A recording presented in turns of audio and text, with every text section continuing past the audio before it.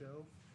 Definitely bring your questions and I'll give you the answers, but just make sure that you check with your doctor before implementing any of these suggestions because we can't promise any cures today. It's illegal in the state that I live in. So just check with your doc and then implement with their permission.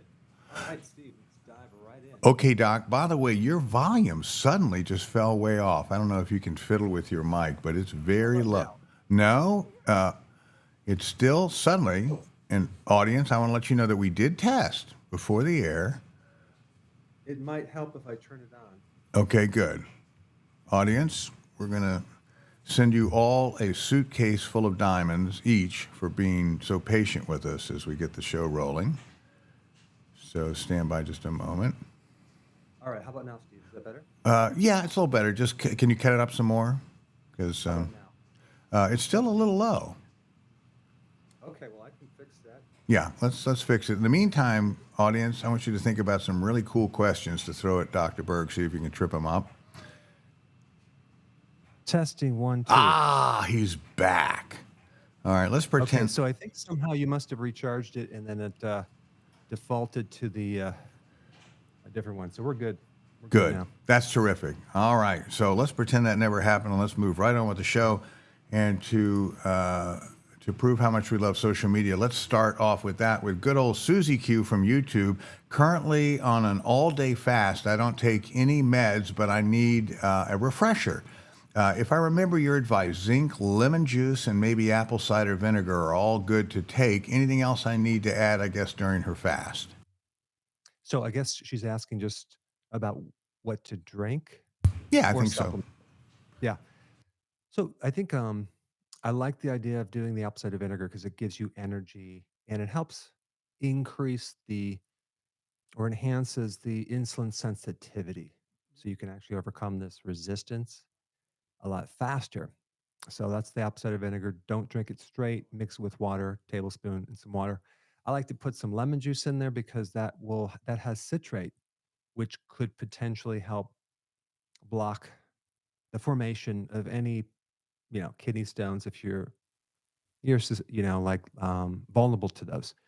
Um, and so the other key thing with the fasting is make sure you have enough salt, sea salt, because if you don't, especially if you're doing like one meal a day, and you're gonna feel a little weak, especially your muscles. And also you might have sleeping problems. So sea salt is important. I like a good electrolyte powder with good amounts of potassium and then B vitamins because you're doing more of a low carb, a higher fat diet, and the requirement for B vitamins goes up. So, and it's also interesting that those B vitamins also go up when you do a high carb diet. So anyway, B vitamins are important as the helper things in allowing you to generate energy. Um, and that's as deep as I'm going to go with that topic. All right, very good. Good luck with that great fasting that you're going to be doing there. And let's go to Will from YouTube. I try to eat OMAD regularly, but I get hungry at night. That's a common problem. What do you recommend? What sort of punishment? All that means is you're not quite adapted yet. So that does take time. I would lower your carbs. I would also, exercise and see if that doesn't help you. Now, let's say, for example, you do this for a period of time, some weeks, and you still can't. You don't feel like you're still hungry. Some people can't seem to do longer fasts. In which case, fine, eat if you're hungry. Uh, because you can't everyone can't do these prolonged fasting situations. So I think I would just go with what your body is demanding, but then let your body determine when you should eat. So try not to eat if you're not hungry, but eat if you're hungry. Okay, great advice, I'm sure. Daz, 1976 from YouTube. What is the best way, let's see, to clean your arteries from plaque? Get rid of that nasty plaque. Yeah, the plaquing, there's two types of plaque: soft plaque and hard dense calcified plaque, which, by the way, the more dense plaque or calcified is safer because it's more stable. The soft plaque you have to worry about, and it's it's I don't even think you can pick it up on a artery calcification test, a CAC test. So I will be releasing a video on this topic on some other tests that you can do to really determine this. But realize that plaque really comes from inflammation in your arteries. So you really want to just cut down the refined sugars and carbs and starches because and seed oils because that's what causes it. But let's say you want to get rid of plaque and you're getting rid of your inflammation. That's great. I'm gonna list a series of things you can take in an upcoming video, but I'll just kind of rattle off a couple of things that are really important. One is vitamin K2. Vitamin K2 activates the most potent protein on planet Earth that has one job or a couple jobs, but specifically, it helps you to mobilize and transport calcium from the soft tissues into the hard tissues, bone. So that's what K2 is about. And if I had plaque, what I would do is I wouldn't take micrograms of K2, I would take milligrams of K2. And I think Life Extension has a product, Mega K2, and it's 45 milligrams. I would take that one a day because there doesn't seem to be side effects from that, but it will help you to do more mobilizing the calcium and also allow you to take more vitamin D3 because vitamin D3 is really important in protecting that permeability problem, that those holes in your arteries, holes in the gut, as leaky gut, as well as holes in your blood-brain barrier. So vitamin D is also really, really important in that aspect. And then you could do the tocotrienols and the niacin, which is really important, and also nattokinase. And there's a couple other things, but I think um, that would be things to focus on. Okay, very good. And by the way, first daylight savings time threw us all off. Then we threw the audience's circadian rhythms off by having the show on Thursday. But rest assured, that's just because of Dr. Berg's wild schedule. He needs to be gone tomorrow, but we will be back as usual on Friday at 11 a.m. Eastern. From then on, we promise. So thanks for hanging out with us today.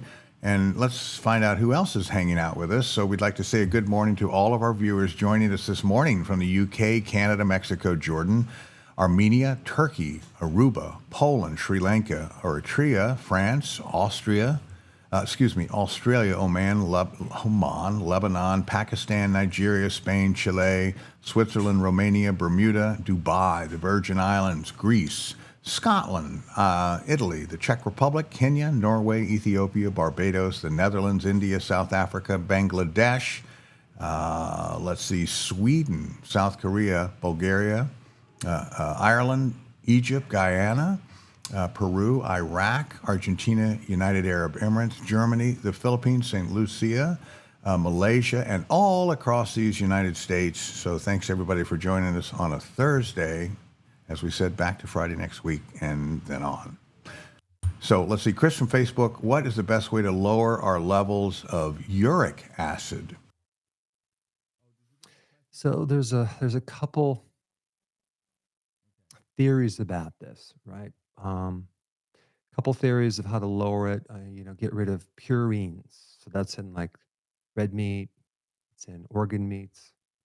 It's in various foods, and replace that with things like eggs, um, maybe some poultry, more vegetables to lower your purines. Right. So that's in the stage of becoming uric acid from protein.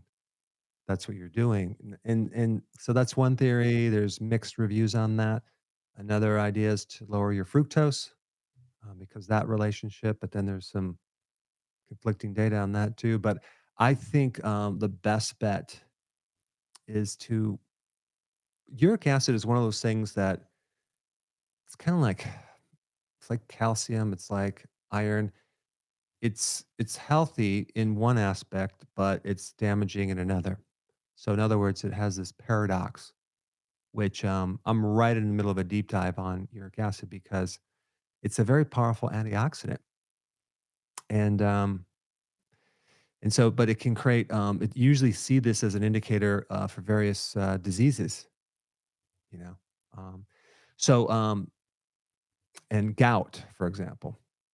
So I think I'm not done with my deep dive yet. I will release a video on this, but I think there's probably a genetic weakness in this area. I do know when people do prolonged fast, their uric acid goes up.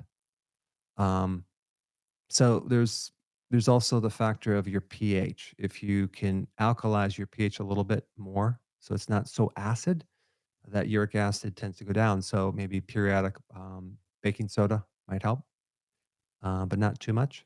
So there's a lot to talk about in that area. Let me do my deep dive, and then because I'm looking at all theories on this right now, because there's some, I like to look at both sides to really do a, a full inspection of the topic. All right, very good. Let's do a full inspection of our first question today. By the way, audience, there's a bunch of true falsers, so that means you have a 50% chance of being a genius in any one of these questions. So there's the first one, Doc.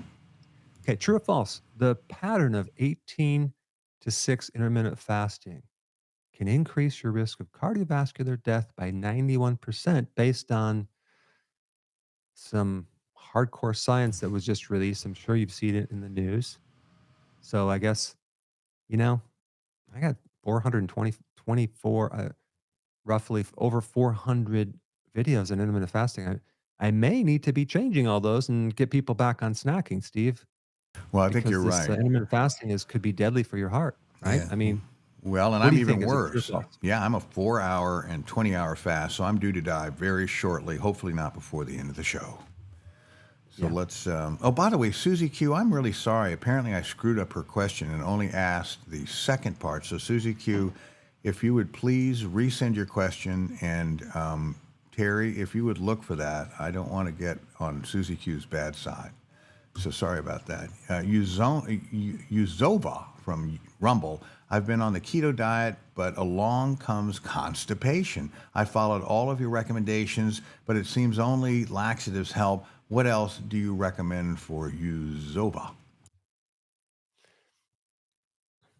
I think if you went on keto and you start getting constipation, you want to look at three things. And I don't know if you've done this already. Either increase or decrease your vegetables, fiber. It could you need more, you might need less. I've had people do, even 7 cups of vegetables, and they get so constipated because their microbes, they haven't developed enough microbes to deal with that much fiber. On the other hand, all people that'll add some, all of a sudden they start going. But I think it really boils down to mainly your probiotics in your gut. So you might want to take. I would recommend probably for that a liquid probiotic, and I'm not biased in my own, but it definitely survives the stomach. But then the other thing too is that vitamin B1 in higher amounts can help stimulate the peristalsis action. And if you're going on keto and you don't have enough B1, that could be one of the reasons why you develop constipation. There's some other reasons too. Are you having enough salt, water to hydrate? That could be one reason. So I would just start looking at all these aspects. There's just something not right about that. But I will say that, you know, constipation is a very fascinating risk factor, even like in Parkinson's disease and even Alzheimer's. What's the relationship? Well, you have the gut brain axis and it communicates through the vagus nerve. There's this whole communication going on between your gut and your brain. And they've done biopsies on Parkinson's patients and they found a very high level of constipated people and irritable bowel syndrome. So, if you think about these microbes and their ability to make neurotransmitters, I mean, most of the serotonin is made by your gut microbes. Over half of your dopamine, like, what's up with that? Those are neurotransmitters. Those are brain transmitters. Um, in your gut, you have um, the third part of the autonomic nervous system. So the sympathetic, parasympathetic, and then the enteric. That's all. That's all nerve tissue around your gut. So you have more nerves in that tissue than you do in your spinal column. So there's some very interesting data that I'll I'll share with you coming up soon about the gut and your brain. And I think probably one of the most important organs. You could look at it like an organ because you can't live without your microbes, but it's not really you. So it's pretty wild how that can influence us. Well, plus we now have that recent study to suggest no fasting and instead 3 servings of Captain Crunch a day to keep the doctor away. So I'm glad you were able to get that out to the public. All right, let's go back. Let's see, Mister from YouTube. Why do you never make a video about the benefits of bone marrow? What's up with that, Doc? I know I'm guilty. Guilty as charged. I need to do a video on bone marrow. I think I love bone marrow. I could probably live on it. It's good. There's a lot of I mean that's where a good portion of your immune system is located as well. But as far as the taste of bone marrow, and there's a lot of benefits. But I tell you what, I'll look into it, and I may do one on that topic because I haven't done one on that topic. All right, very good. Well, our audience has got a common opinion on quiz question number 1, which asks, true false, the pattern of 18-6 intermittent fasting can increase your risk of cardiovascular death, not just problems, but death by 91% based on a credible scientific study. 99% of them said the scientific study is bunk. And 1% say it's true. You're going to die shortly if you're fasting. It's not even first of all, it's an observational study based on questionnaires. Food recall. You have to remember what you ate. Right there. That's strike number one. Number two, it's not even peer reviewed. So it's just an abstract, a summary of a study. So it's not peer reviewed. The third thing is that and of course, I'm going to release a video on this very soon. I list 4 peer reviewed clinical trials on intermittent fasting, 18 and 6, the pattern of 18 and 6, showing that it does have benefit to your cardiovascular, weight loss, blood sugar issues, insulin sensitivity. So this is a smear campaign against fasting. Um, I mean, who would be against fasting? Well, fasting is free. It creates a lot of benefits, and so you're going to get a lot of people off drugs. So the other thing that's interesting about fasting is some people say, well, I can't afford to do healthy keto. Well, what if you add fasting? Now you're not eating so frequently. You're going to save money. You're not going to spend money on snacks. So it comes out where you can probably afford to do the intermittent fasting. Um, the author of the research, a Chinese gentleman who was also because I looked at the name and I was like, this looks familiar. I'm like, oh, I've already did a video on. This is the guy who did the research articles in conjunction with the American Heart Association and how dangerous eggs are and red meat and cholesterol. So I'm like, oh, okay. Okay. So there's a little bit of bias there, possibly, maybe, but I will guarantee or your money back that when you do intermittent fasting, it's not going to be dangerous to your heart. I'll guarantee that. And I might also suggest that he was observationally and he was talking to these people. Wouldn't a portion of them have to be dead for his findings to be accurate? So he would have to have interviewed No. some What they dead do is people. they take a group of population over a period of years, and then get the questionnaires. What did you eat? And tell me how much you ate of this, right? And then they'll pick the cherry pick like a variable. Oh, they didn't eat for this period of time, whatever, and they'll go, okay, good. So that's our hypothesis, but then they turn it into a risk factor. What about all the other factors? I would like to see the other factors, variables, smoking, things like that, and what did they eat when they fasted. So you can't determine causation by these observational studies. And there's an association. It's only meant to form a theory, not to form a causation, a link. And of course, the news jumped all over that. and made this cause and effect.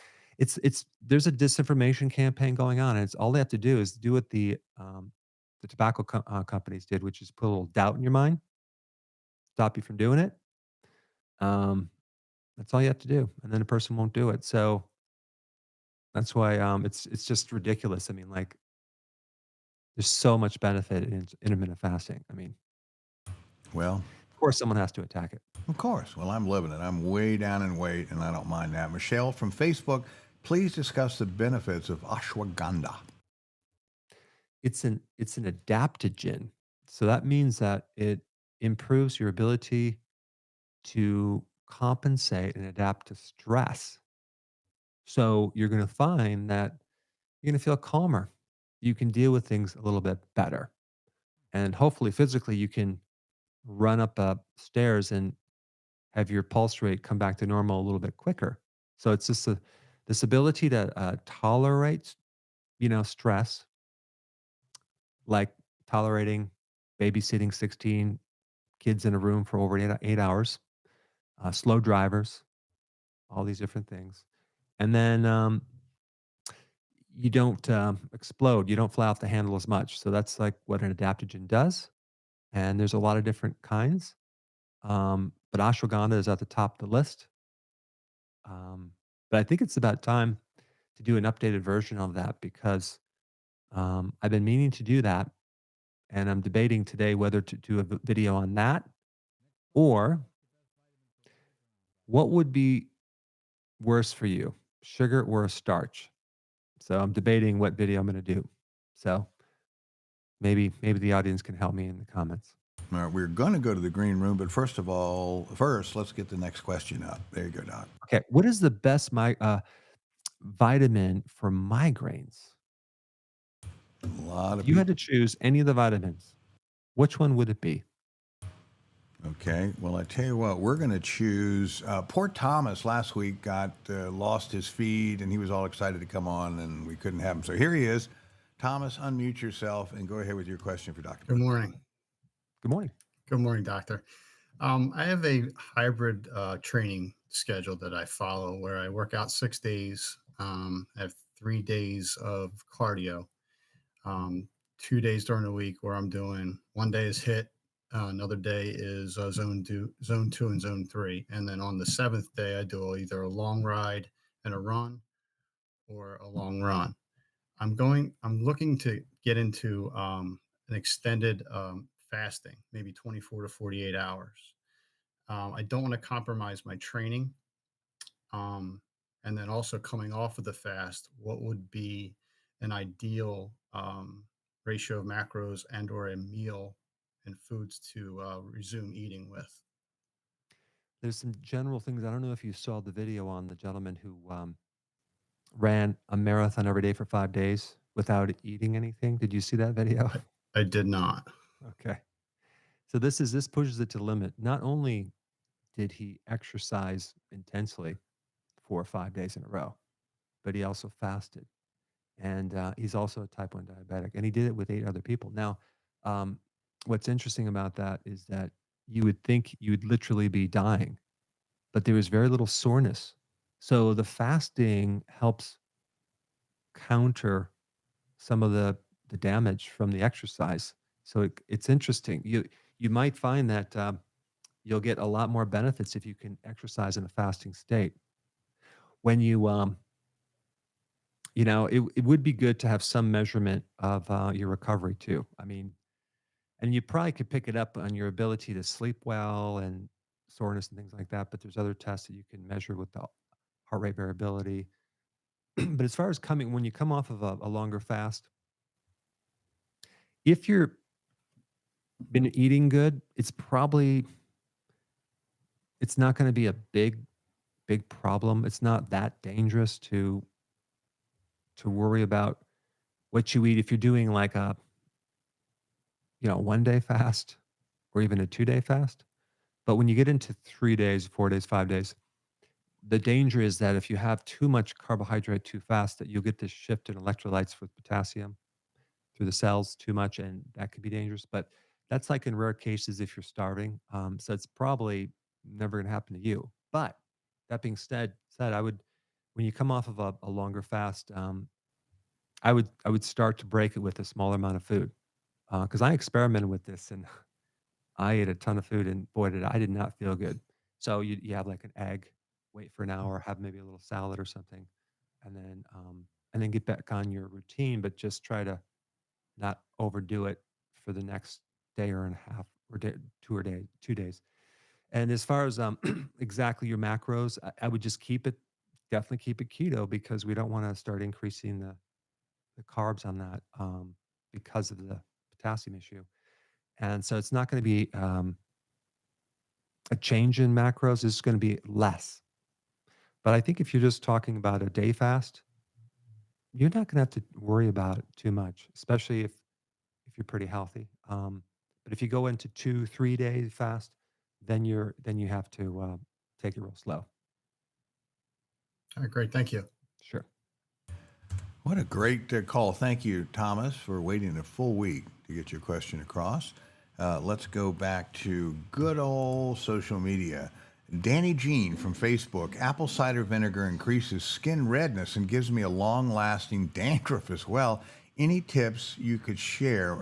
And she, or Danny, he or she, is insulin resistant as well. Danny Jean. I was wondering. I'd be wondering if you're having an organic version of that or not. Um, I've never heard that before. So if you do organic, that might solve your problem. Excuse me. But for in the meantime, I would just stop it. And apparently, there's something in there that your body's reacting to, and it could be any number of reasons, and I have no idea why that could be. So just go use some other things to help your insulin resistance, like berberine. That's a good one. Cinnamon on your toast. No, not on your toast, but just cinnamon. And then just do the normal healthy version of the keto. Wonderful. Okay, quiz question number 2 actually required an answer, and it asked, "What is the best vitamin for migraines?" And 68% of our respondents say it's one of the B vitamins. Now, come on, you guys got to say which one. One of the B vitamins. 12% say it's magnesium. 10% say it's zinc. 5% say it's niacin, and the remaining 5% say it's vitamin D. So it's actually riboflavin. That's Huh. B2. Vitamin B2. I have a book on that. I'm reading the textbook on it. It's amazing what it does. But it apparently these migraines, excuse me, over 50% of them do involve genetics and something going on with the mitochondria, especially with B2, because B2 is needed in the mitochondria to help you exchange energy and actually make energy. And so apparently in in a person with migraines, they get this dysfunctional, hypo-functioning mitochondria that turns into a hyper excitable neuron in your brain. So B2 in higher amounts, 400 milligrams, tend to produce some good results in the majority of people. So it's something I would try and see if that can't help you. There's also sea salt. And also another thing that I found that works because there's a lot of free radical damage when you get migraines is to take some type of antioxidant herb, like whether it's ginger or turmeric. That seems to help as well. Very good. Well, Terry fell on his sword. He said there were too many different B vitamin answers. That's why he grouped them all. So, audience, uh, Terry to blame for not segregating your various answers, many of which were probably correct. Let's see. Let's go on to Anna Banana from Rumble.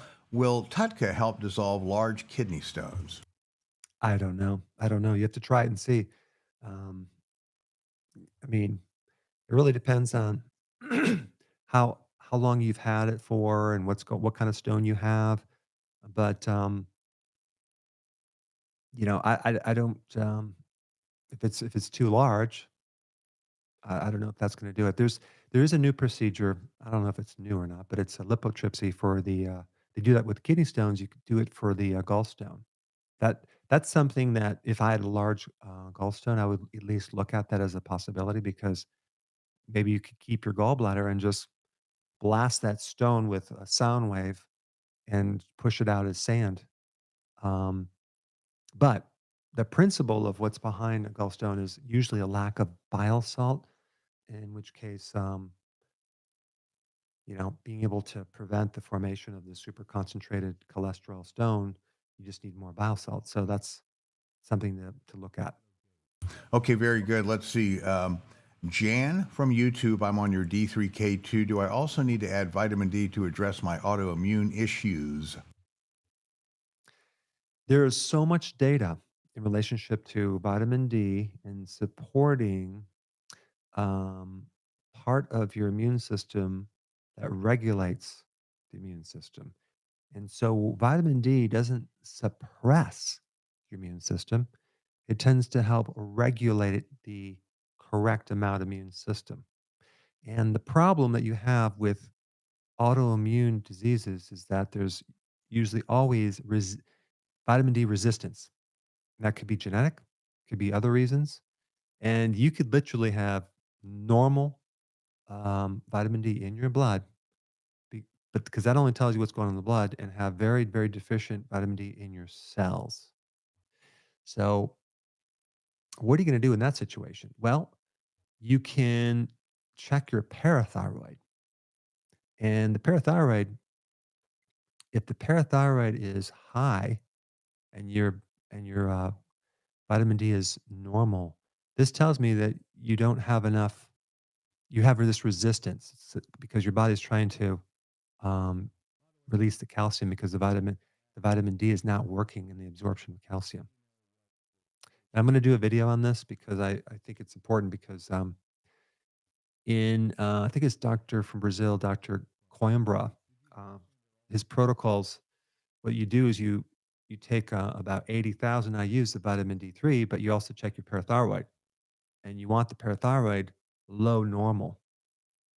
So you can actually even though your vitamin levels are high, the real point is like, is it going into the tissues? You can tell by this parathyroid. And so you keep testing that with the help of a doctor to monitor it, and then you override the resistance to vitamin D by taking more, um, because the vitamin D receptor won't let it in. And there's a lot of reasons why. I mean, even microbes are very, very strategic, and even the Epstein-Barr virus, and um, even the microbe in Lyme disease, spirochete, um, it can block the vitamin D receptor by 80 times, not 80%, but 80 times. So um, you're literally, when you have Lyme, you just that microbe, to survive, it shut your vitamin D and your immune system right down. So here you are taking the antibiotics, you're taking these remedies, and you're not able to fully get better because your vitamin D is so shut down. So we'll have to do a video on this one too because a lot of people um, just can't get enough vitamin D because of these barriers, chronic infection, um, and a lot of reasons. So stay tuned for more on that. Okay, very good. And Luke, we're going to come to you right after we present our next question. There it is, Dr. Berg. Another true false, sir. Okay, true or false? Your backyard weed, dandelion, has been shown to create significant positive effects um, for countering a fatty liver and an inflamed liver. And so, people are really against these dandelions, right, in their yard to try to kill them. But the question is, can they help you with the liver problem? All right, very good. I hope they can. And Luke, if you are unmuted, we're going to bring you on here with Dr. Berg. And Luke is from New Jersey. Hey Doc.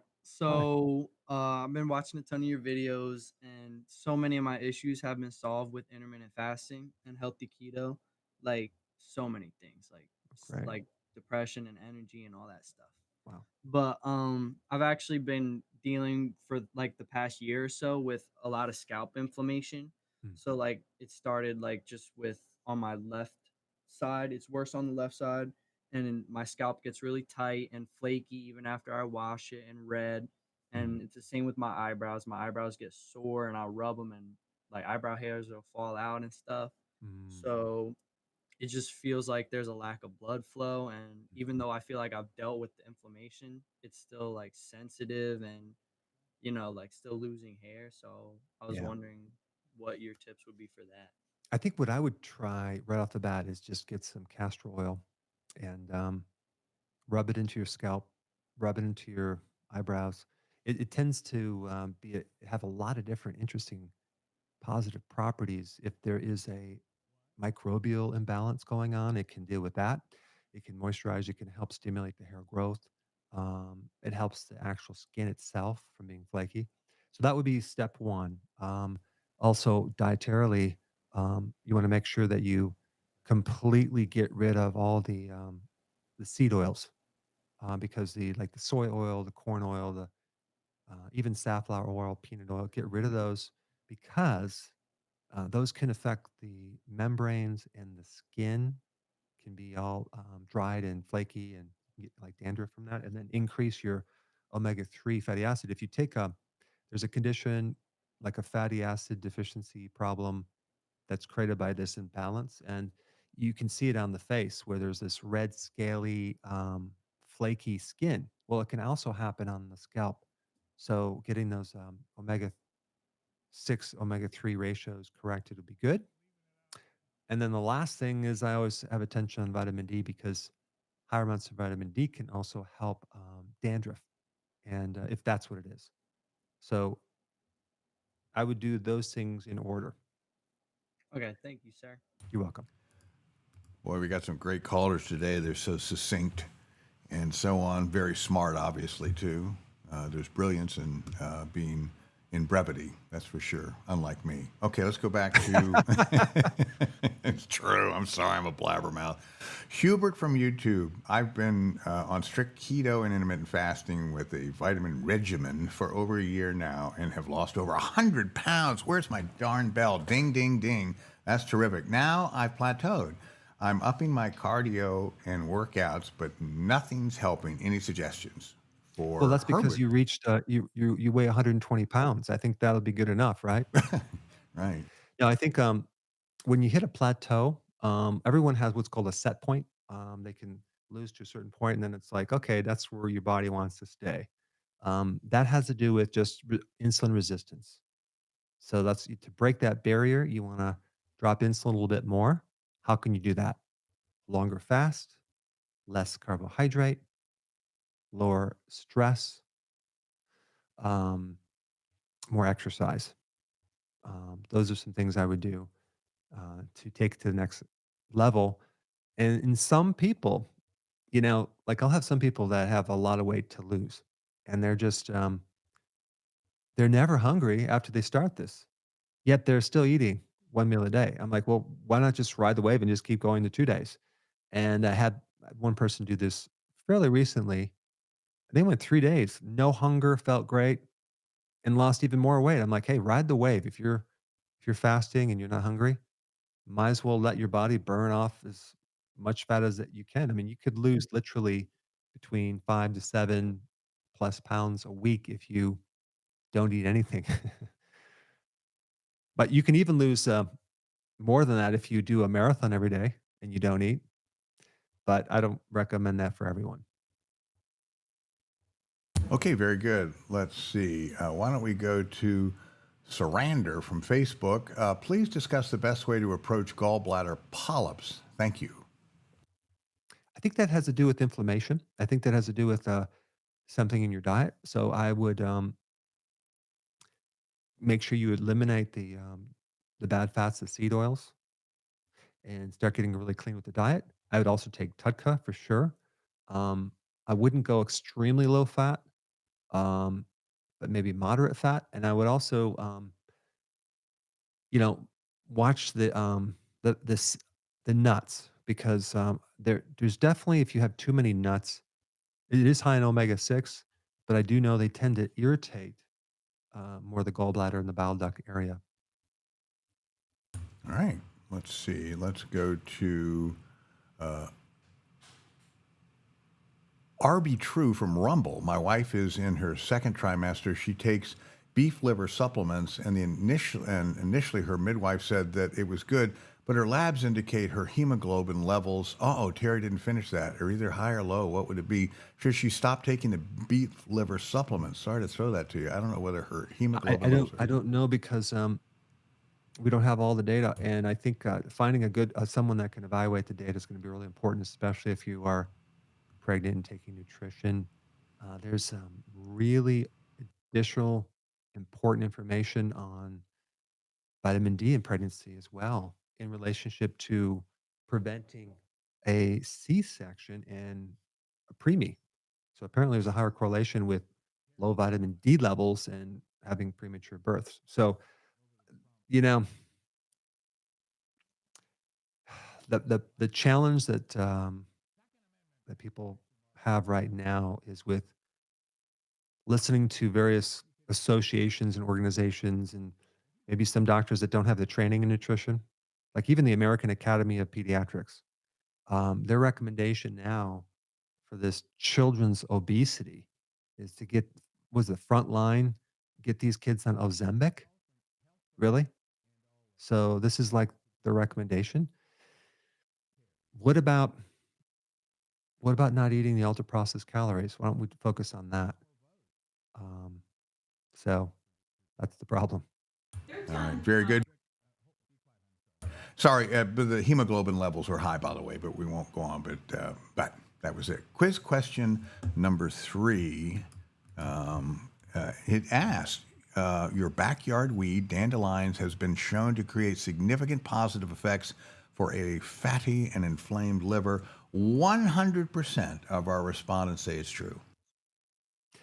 You know, it is. I did a deep dive and I found all sorts of hardcore research on dandelion greens, and you can eat the whole thing, flour and all. But there's some serious positive things that it can do for your liver, inflammation, a fatty liver, especially in mice studies. So if you have a pet gerbil that's getting a little fat, give them this. Um, if you do an ultrasound on their liver, you can reduce the fat. And then when you do reduce the inflammation on your liver, then that slows down the progression of fibrosis and cirrhosis. It has great effects on your kidney as well. It's great as a diuretic. But I like to buy dandelion greens. I learned the hard way not to have 10 cups in one sitting of dandelion greens because it's a lot of chewing and it's really tough. It's way too much. So I just put a little bit in my salad. A little bit goes a long way. They're bitter and they're kind of tough, but you can saute them. You or put them in a tea. But I think a periodic little bit of dandelion in your salad is going to be good. So, Steve, next time you're at the park, dog park, just grab some dandelions and take them and put them in your salad. I'm going to do it until they turn into those pesky little things that float around and make you sneeze. All right, Mystic Merc from Rumble. What's the best way to get rid of too much phlegm? Rose. There's a couple things. Spanish black radish. You can get that at the grocery store, and you can start eating radishes. That's good for mucus. Um, vitamin D is also good. Um, sometimes if it's all year around, then there could be a problem with a fungal infection growing. Um, and then I have a video of how to do a flush with salt water. You can watch that. Also, if there is like infection in your lung, if you took higher amounts of vitamin D, like even 20,000 IU's, for if you have a weakness within the lung, boy, that can really help prevent infections of the lung if it's coming from the lung. So um, there is just so much data on what vitamin D can do as well, especially with viral infections. So definitely don't ignore that vitamin D. Okay, you heard it, folks. Let's see. Quiz question number 4, then back to the green room with Wesley. There you go. Okay, true or false? Your gut microbes can be a significant influence over the foods you eat and tend to crave I actually didn't say that exactly, but I think you got the point. The true false gut microbes can be significant influence of the foods you tend to crave and eat. There you Yes. have it. Okay, now let's go to our friend Wesley, who is from Michigan, and I think they've got a lot of nasty black flies and so on up there. Um, but anyway, he's surviving, and there he is.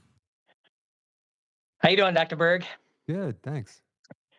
I watch a lot of your videos. I've been watching them since 2020, and I'm twofold. I don't have a gallbladder. It was out when I was 40. I'm 53 now, and I'm severely insulin resistant. Mhm. So with this healthy keto and intermittent fasting, I have lost weight, but I tend to have bile acid malabsorption. Mhm. And I've been experimenting a lot with psyllium husk powder. And I watched your videos on it. There's no nutritional value. It does rob your body of vitamin B, and it don't let you absorb fat. So what I do is I put apple cider vinegar in it, Franklin's. I put some Bragg's olive oil in it, and I use non-fortified nutritional yeast, and I mix that up in a concoction. And sometimes I put your wheatgrass juice powder in there too. Mm. That tends to help with the bile acid malabsorption, but it also, I've turned my stools pale Mhm. doing this psyllium husk powder. On the So, flip side of that, going with cruciferous vegetables and eating them with butter or eating them with some type of fat, I can give myself bile acid okay. malabsorption. So I'm trying to find a balance. Mhm. So you said you did have your gallbladder removed? I did. Okay. And then Yes. what's happening now is you have, um after that, you start having symptoms like diarrhea and, Yes. yeah. So what's happening is, the bile is just trickling too much, and so, what you're trying to do is you're trying to stabilize that so we don't get as much in the system. So when your stool is pale color, what that means is you just don't have enough bile, so you need more. So it's almost like a balance of making that adjustment, so you have to taper off a little bit because it's obviously helping you to some degree, but then so yeah, I know I understand the situation you're in because you have to figure out how to control this, the release of bile. Bile is, Yes. released and stimulated by fats in the diet. Mhm. So it's like I would I would get a log and I would, start recording everything you're doing and start making adjustments with the amount of fat and protein and start making changes and see where the sweet spot is. Um, but I will say that, you really want you can go by your constipation or diarrhea. You know, it's like when do you actually get the stool just perfect, and also realize too that your microbes make secondary bile.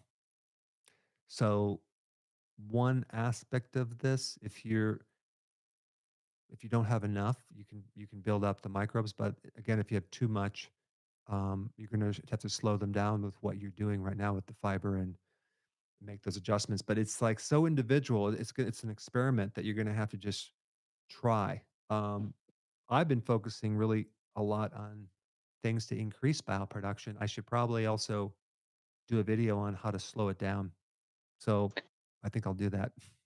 Yes, I would appreciate that. And I do have your bile salts. And when I do take them, when I lack bile, I get too much. So I've been experimenting with this on how to regulate this bile for quite some time now. I just came off a 106-hour fast 2 weeks ago.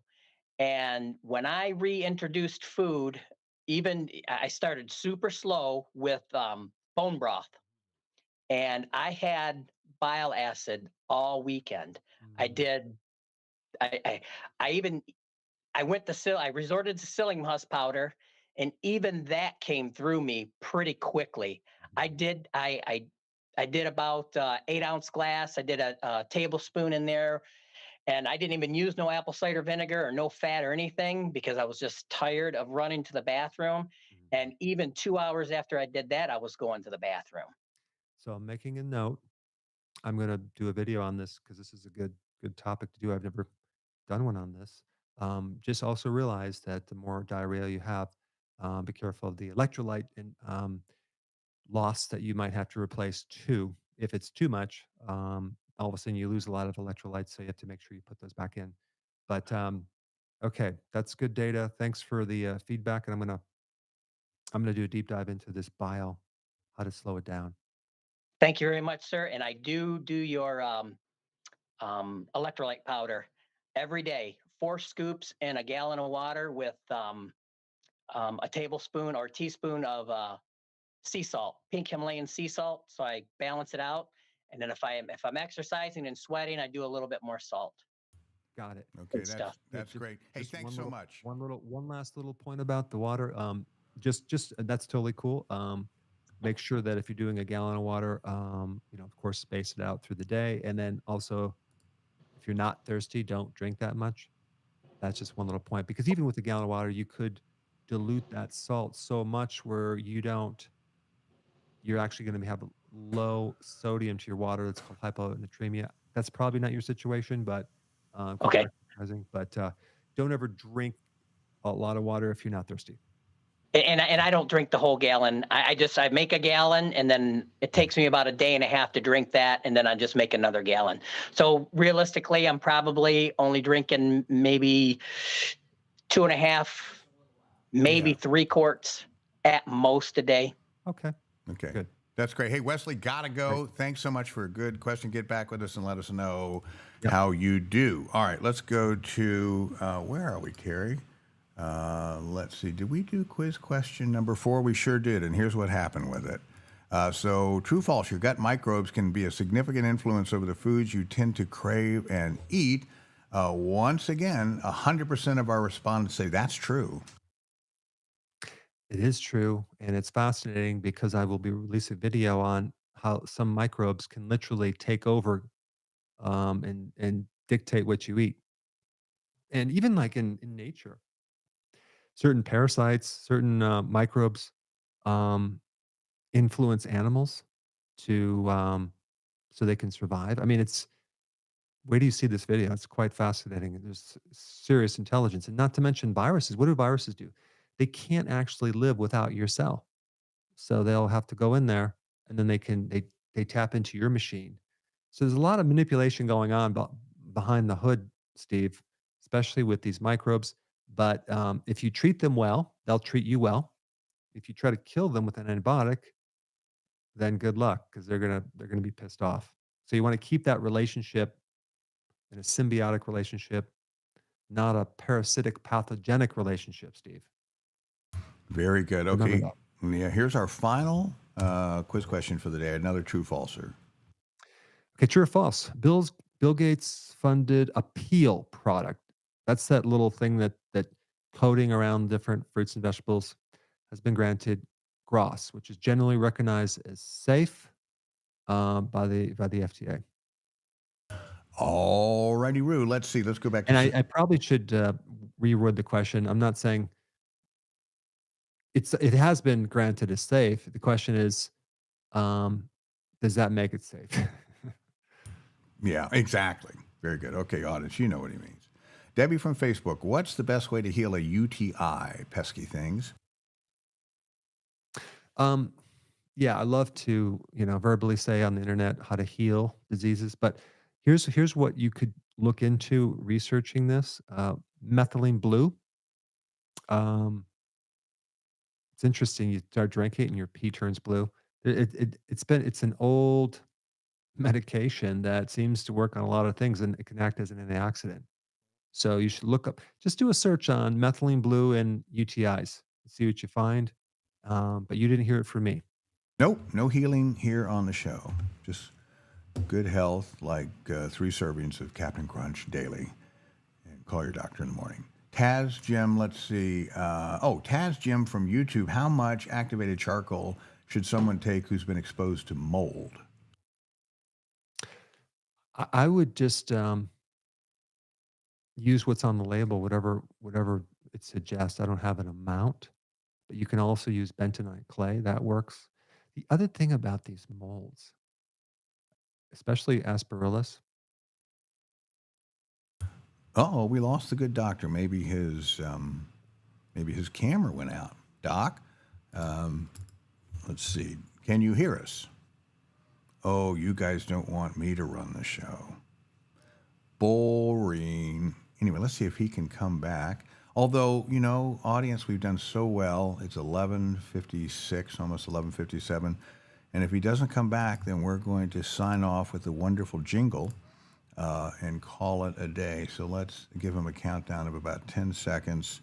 And maybe he had to catch a flight. Who knows? Well, audience, we all love you. Thanks for joining us on a Thursday. Can't wait to see you next Friday, same time, same place. Have a terrific upcoming weekend.